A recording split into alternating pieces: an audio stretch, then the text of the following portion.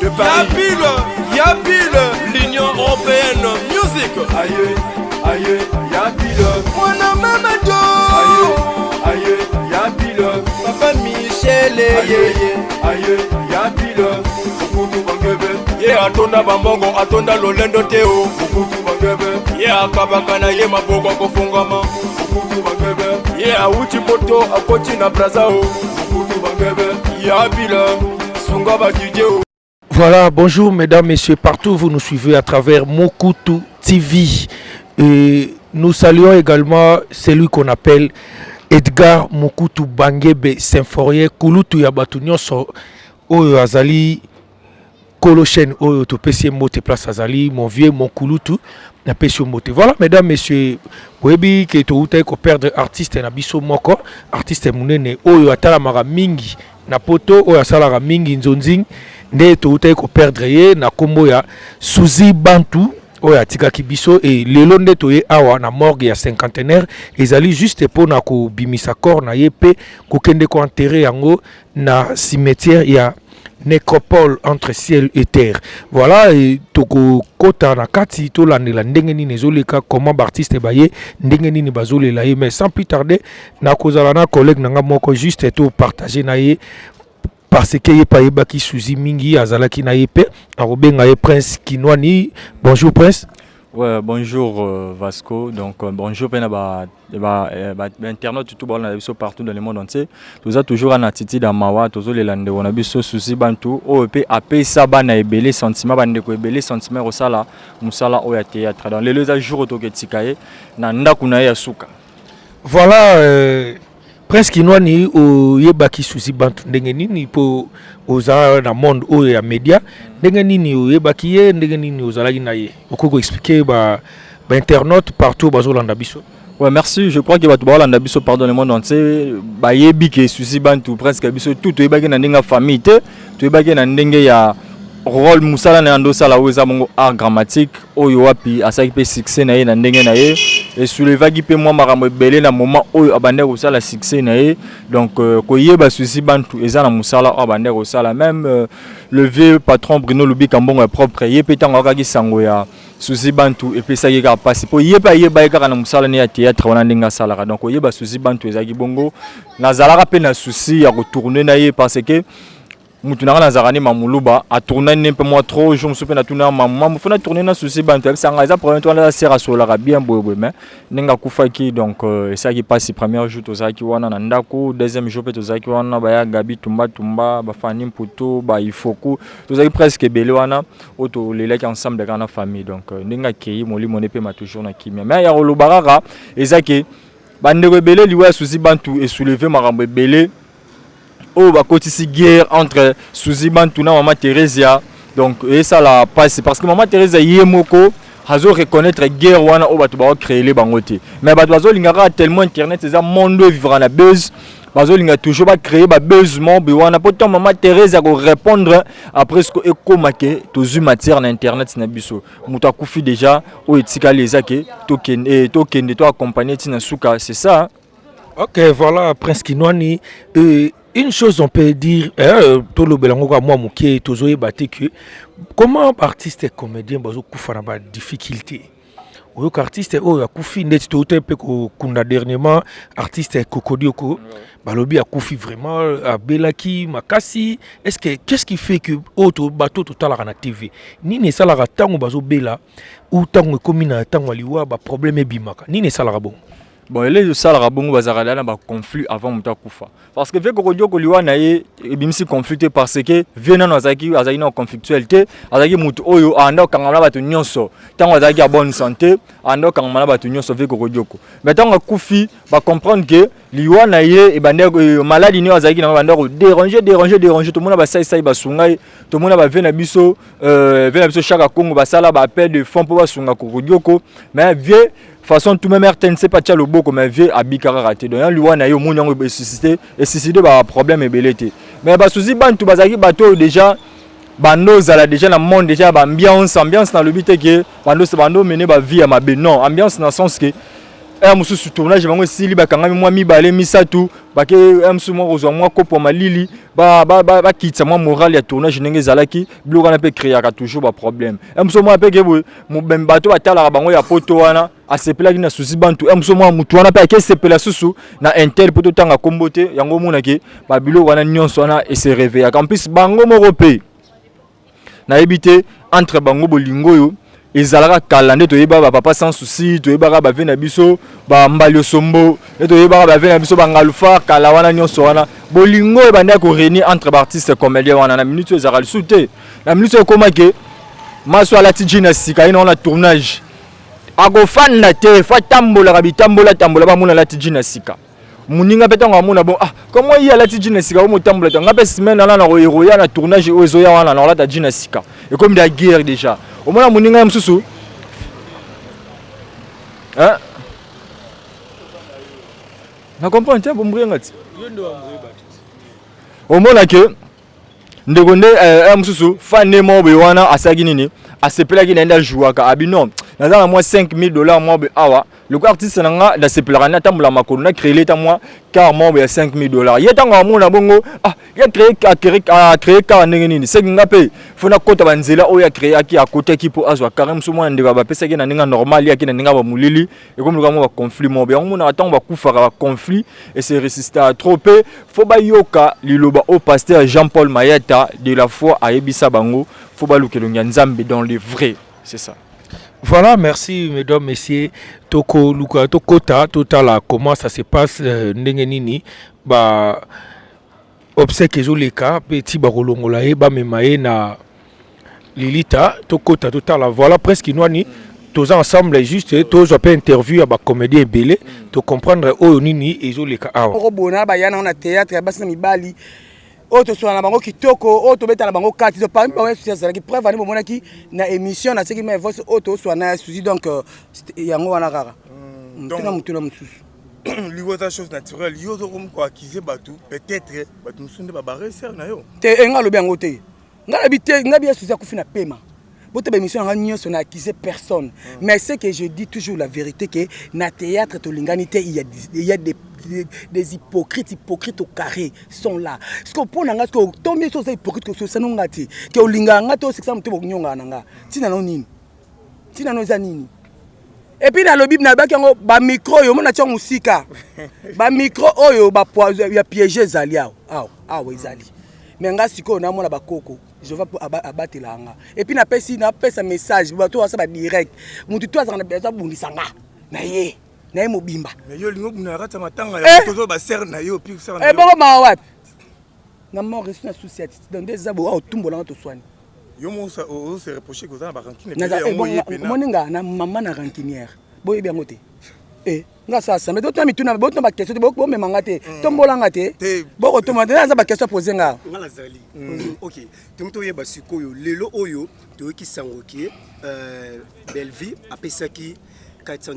Si la personne a payé $500, ici personne a payé $20. Alors liste bimi a bateau va payer bateau va payer sécurité. Alors tonto yeba apport na yo ezani. Nga ba na pesa ina onte. Nga pesa été. Mais est-ce que pour l'artiste va payer c'était parce que bi hypocrisie makasi. O ya pesa kité engelo bateke o ya pesa ndaza na souci à souci non. O ya pesi montant so so lelo na mongongo na ye. Ezala be belé batama boke bazami bali 50. Donc azala facilité a pesa $800,000. Moussous a bien enquêté à retourner. À moins $10, $5, $20, tout fait nombre. Est-ce que bakatela ki mutu ke faut payer ça autant? Mais tu as bakatela $20 même si on peut se au-delà. Mais exact selon bozu ya mutu. Ouais mais si on peut ça au-delà ba 5 si ba fanatique ba tin ba 5 c'est pas si montant mo ya moi likolo. Vous comprendre montant mo likolo a PC problème te. Est-ce que vraiment il y a au moins des futilité? Il y a un sens ba doit c'est ba débat na moi ba ki ba to benga mutu ça la bien te.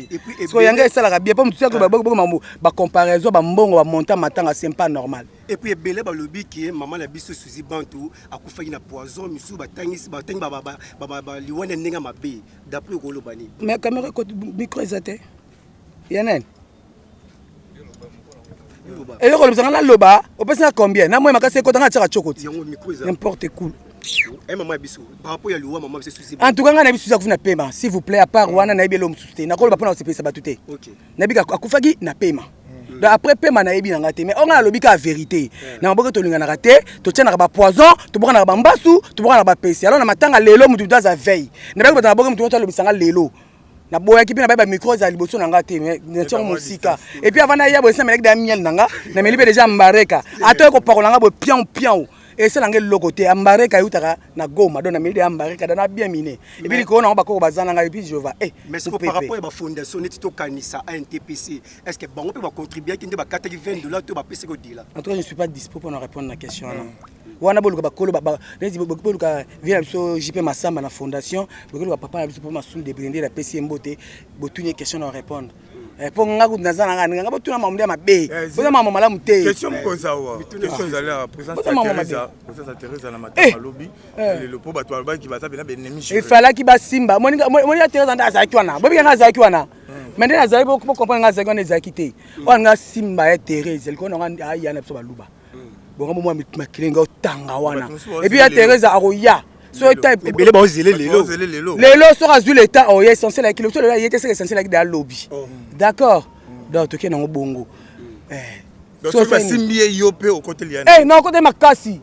o simba Teresa bon na ya ki jowana aki penza près le kwa ngana elelo te bato ba bien ko ya te passer ba ya te poni ba bato wana ba bato lokuta pourquoi parce que na film moko ya domination ya Suzy bazaki tableau na Teresa na matanga ba Teresa ya Suzy yaki donc bato ba lo bango za bato basila ba succès kala ba succès to basila bango bakoma ko luka na matanga oyo balinga bisa ba kombo ya on a 5e émission lelo matanga pe bimi ba bomoi ba émission kateli bo yoka bango su wapi bazana ba chaîne na bango tenga za oyanga uwalono ba tourna pe souté de ba diembe ba kunda lelo to tala bango yi bazaki ba Suzy yi bo dunda oyo bo saka bo liwa ya Suzy bantu interpeller oni interpeller lo tipa bien nzana biso nyos bonga bena ndetsinga bena kufalanga moyo to ka morgue oyo yesu bando tiko zo baninga no lelo pe komi tourner le pe za tourner nga ya nzana biso nyonso parce que ntotika libende na sa moyo azate et puis mutu moko te na sa moyo aza sembo te to fingaka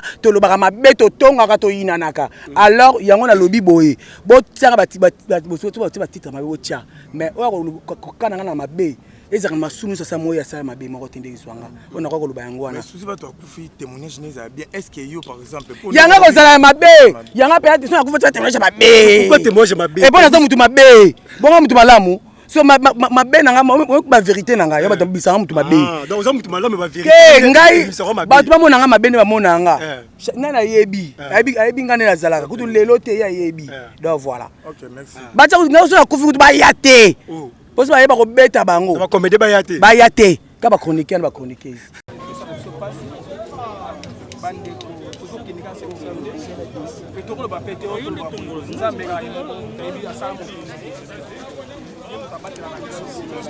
donc mes condoléances quand ça passe. Alors témoignage ni vous garder pembe na maman biso Suzy bantu azaki artiste nini na sali pe kombo na mboka na biso Congo ouais Suzy to joua na ye biso to ba papa azaleki na biso ayaki to yambaki ye pe bien azaki film bien en tout cas sans blague wana na kamaso na lo ba donc azaki film ko alingaki bato azaki muto to joua na ye amona pe azaki na talent na ye a jouer après jouer bien président est-ce que au joueur na Suzy est-ce que makambo kindoki bima ya Suzy yibo sentirango kindoki ya nani babi Suzy za vandoki Suzy anozo ba chance baninga ba acteur na yeso après tournage babiloko wana bolanda yango te soki moto azali baloba makambo te soki moto akufi oyo kali kambe bimi na sima ngai nayebi te ngana na kindoki te nayebi te ngana na kindoki te naza pe ndoki te nayebi kindoki te bon nayebi makambo na te nayebi pa na mikolo to makambo ne bima ki poni bo réagir te en tant que ba vie bo yambaka Suzy na théâtre ngai mokolo ya liboso mokolo liboso za masumu te falo ke tuna masumu baza wana ba ngalu far baza ba on ba mikolo te biso to lani bango boyete il falo tuna nde bango wa masumu pourquoi ce comédien kufi makambo bima kaka makambo ya ya ona ngina lo bate soki muta pusa kufi makambo yo bima te soki muta senga so ateka ni ya kufi makambo bima te mais so artiste kufi comédien kufi artiste kufi boki makambo bima bele diwa ezanzela moto nyonso ezati so muta kufi lelo olikambo non lobi eza ye ya yo ya ngaya ya mutu nyonso to mutu nyonso akufa olandi alors président témoignage ni nous garder pembe na maman un grand garçon quoi ibuto côté matasa la baché que oui albaki oui a empoisonné mon grand frère que j'aime beaucoup, Charline, donc a vu de l'autre côté de Matal, Poisson. Poisson dans la théâtre. Ce sont des hypocrites. Vous comprenez? Makambo mabeza na kata théâtre, ça bongo théâtre, ça quoi monde quoi monde nyoso. Je peux déjà coucher à l'eau mon papa qui est malade, qui va attaquer en négatif. Biso sogi bi matin mais mobulu. Nga aussi tout nga batu da ba yebizuma, ba yebi atiti da zuma. Papa veri batu ba yebi ngai très bien que oui. Te nga na muto rankinte. Nga na muto vérité, nga za le défendeur ya artiste et comédien. Mais vérité ce que ça va pas. Ce qui vérité vous okisa batu ba supporter. Na tika on pas se moquer pas c'est pas la vérité. Vérité c'est ça toujours batu. Sauf que je me sais pas dans bande pour nous protéger bande pour nous. Parce que tant ma besoin ça na théâtre toujours protéger ngo même bande ko bi ba lo bani. Au moni ba défendre bongo pour ba on ba yebike ba sala mabe. Ce que to bi misa ce que ba mabe on dit na lui so. Donc comprendre que oui, monde na biso pe mabe. Ouais. Merci beaucoup. 10, 20 blocs à bongo faut mettre autant gérance na blocs à bongo sur muta publier ngo bongo ezama mona biso te ezaka bato ba tindela de bato ba bimisa ba liste ezaka bango ça problème te pe liste na ba tsheka ngo da liste mo za kati ba nsuno ba tsheki no ba bongo te il y a des gens qui ba nsuba ba kisami et ba ele ko ba tsheba bongo donc ezana ngo ba polémique ba luka ba créer parce que ba buzz na bango mais parce que bien ba commander ba fond la chaîne il y a là moi je ne sais pas là je ne sais pas ngo créer polémique ça matanga polémique. Président, le lot de Tobaki, une autre chose, qui a parce que besoin de message ne peut pas ça. Tout va na poto, tout va na bino, on va soutenir bino dans le moment. Vraiment, on a saigné merci mingi na batunyo sur soutenir biso ya poto, ya Afrique partout, ba comédien nyo sur ba assister. Na matanga maman Souzi, vraiment c'est un plaisir. Bolingo ezanango même ba kéré la mike mais il y a l'amour entre nous. Bon, il y a des gens de famille en côté, nous sommes en famille. Tout que nous pouvons souci malem mais tout évoluer donc merci. Voilà mesdames messieurs, comme vous venez de suivre là que l'artiste et comédien Ndenge Bazolo Bela mort ya muninga na bango comment tout ce kufi na mabe na malamu do nyoso boyoki wana na ba interview ya ba artiste et comédien Ndenge Bazolo Bela makambo ya ndeko na bango akufi presque inwani voir que ba collègue na ye ya musala ba toloba ke non ndeko na biso akufi na mabe akufi na malamu kakate akufi na mabe na ye pona ko baksara moi moké poto kota vraiment tout landa et tout continuer comment toketi kai na lelita ko loba nini place wa bon on a le baraka je crois que liwa ya souci bantu bandeko ba to landa ba interview ba collègue na ye ba comédienne donc il peut s'y passer même biso ba pantisango boy ça biso passer liwa et interpeller arabiso toujours dans quelque chose et le belarabiso toujours quelque chose muto liwa le blaguer l'oroté c'est que muto a jamais kufa à tambola kaka donc ami bara vraiment té donc tant aux envie boy photo ça là toujours bola muto ginde bandeko ba lobi suza kufika na malamu na mochili mais autre le bara qui bolingo de ereni entre bino ceux qui boninga za na problème boya kambangu bosunga ka na place qui boya nde soki akufi soit cas soki comme grave wana nde sikoyo eza vraiment bien té parce que na vie photo luka ko edana ka tant aux en vivant boy tout tika ko créer na ba conflit tant aux en vivant boy to la ça peut bolingo ka raté tango to kufi bandiko bele pe ba to loba wana msupe bazala ka bona société mais tant sous ça kufi ba loba malamu mais to ko condamner bango té parce que to ko ba kiza loi ya nature vivre to vivra ka bongo soki muninga za envie au mona et l'oroté mais soka kufi ko mona ki azaki important na vie donc on a le baraka ke molimo souci bantu epe mana kimia nzambe mo mtape saka yemo pe mtazui surtout biso pe na ba pandi sango nyonso to zwaka mayele liwa et lobela rabatu toujours quelque chose c'est ça. Voilà, mesdames, messieurs, pour comprendre ndenge ba ndeko na ba lobby. Alors, maintenant tozolanda ba procédure ndenge zokende ndenge nini tozo bazo bimisa ye ti to continuer ti enterrement na ye comme ça boko découvrir binomoko ndenge bo kumona par rapport ya ba oyo ba ye matanga na ba o ba yete. Alors, on ne peut pas faire beaucoup de commentaires pour ça makambo matanga tolanda et nous allons nous retrouver juste après cette image, ok.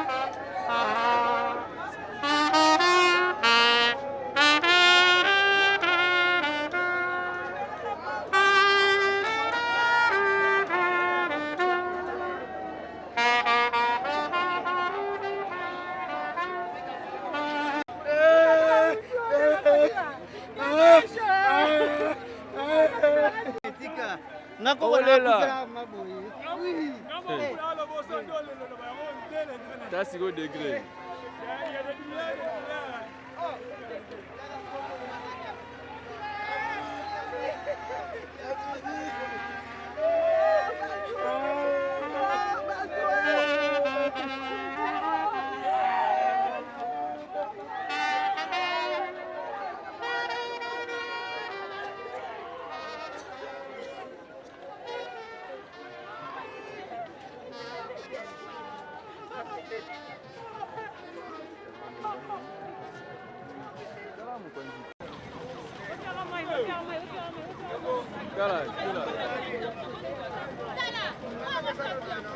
Kela na kanga yo keba.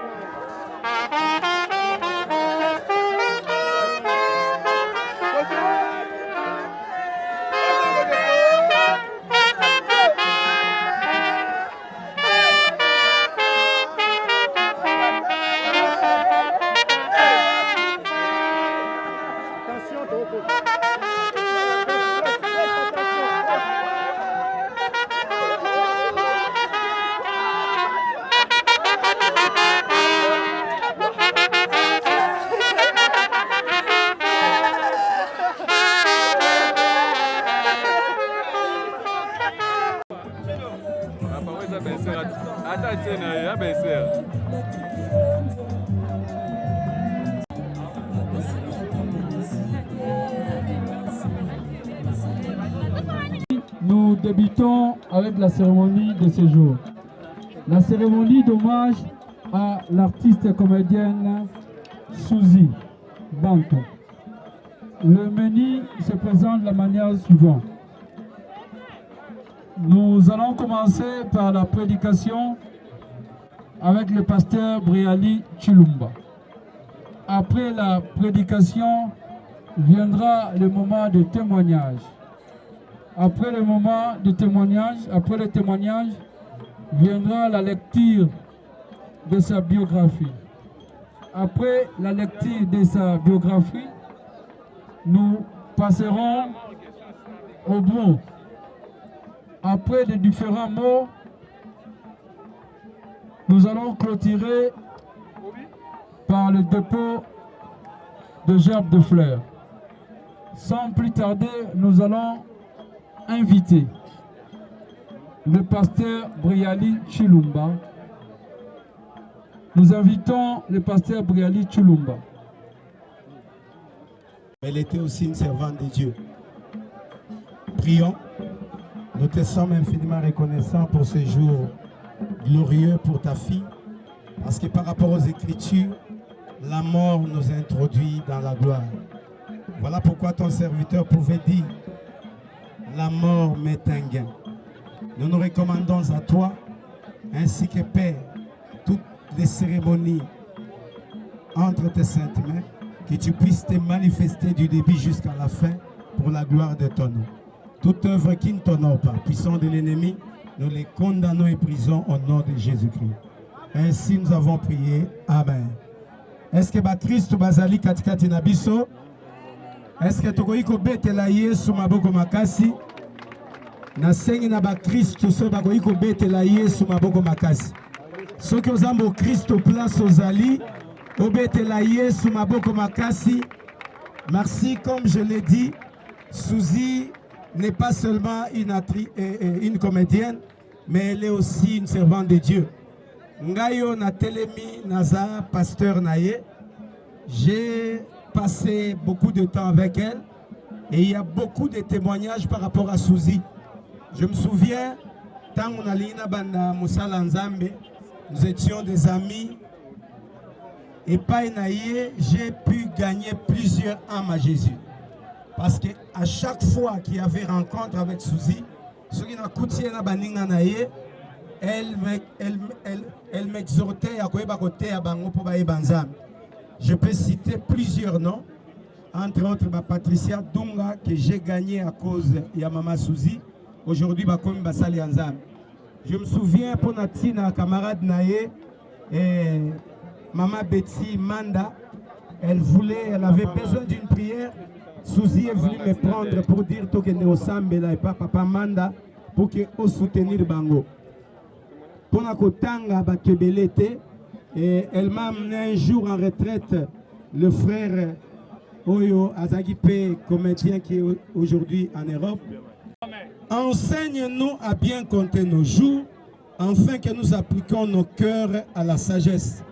Les psaumes, il y a Moïse, lui qui fut un grand prophète de Dieu, à Tamolina Nzambe, à Kaboli Bamaï, il a écouté Dieu par le buisson ardent, mais il y a un éloque que Moïse a sosolaté durant le parcours na Mobimba, et ça koye kolakotanga mikolo. Est-ce que kolobana voisin tu n'es pas éternel sur la terre? Est-ce que kolobelaye tu n'es pas éternel sur la terre? Bien-aimé, difficulté à mon nene na biso batu. Chacun vit comme s'il vivrait éternellement. Or, la Bible nous pousse à comprendre que personne n'est éternel. Un jour tu passeras, un jour je passerai. Vie eza lokola masuwa. Mbotama mutu nyonso eza tike zokotso na masuwa. Me mutu na mutu aza na arena ye, bipai wapi akokita. Mais bipai okokende zozala déterminé na lolenge okobi comporté dans le train. Et le train dont il est question, c'est ce monde.